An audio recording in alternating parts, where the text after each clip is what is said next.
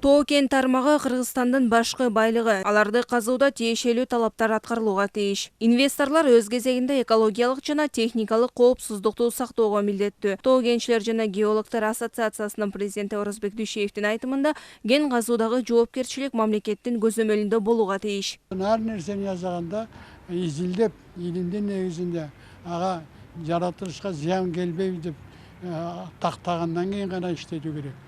Буга карабастан каталыктарды кетип аткандар бар. Кумтөр тоо арасында айталык жалпы природага албетте зыяны бар. Мына айталык кумтөрдө тоолорду көчүрүп коюп атабыз бир жерден бир жерге.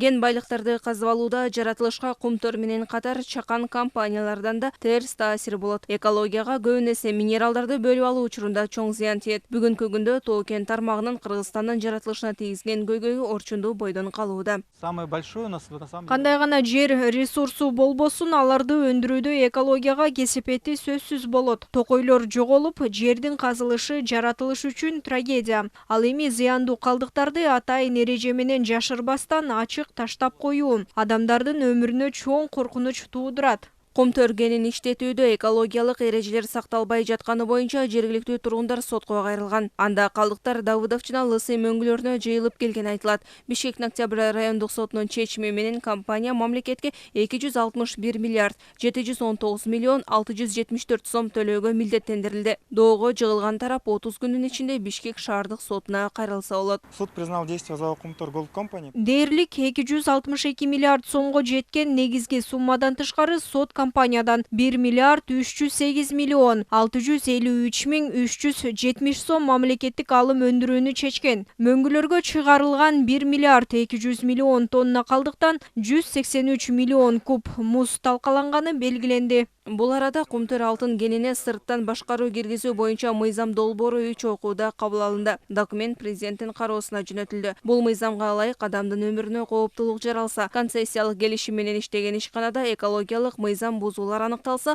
убактылуу 3 айга сырттан башкаруу киргизүү мүмкүнчүлүгү каралган. Бир гана компания бул Кумтөр компаниясы ошо концессияга кирет, туура?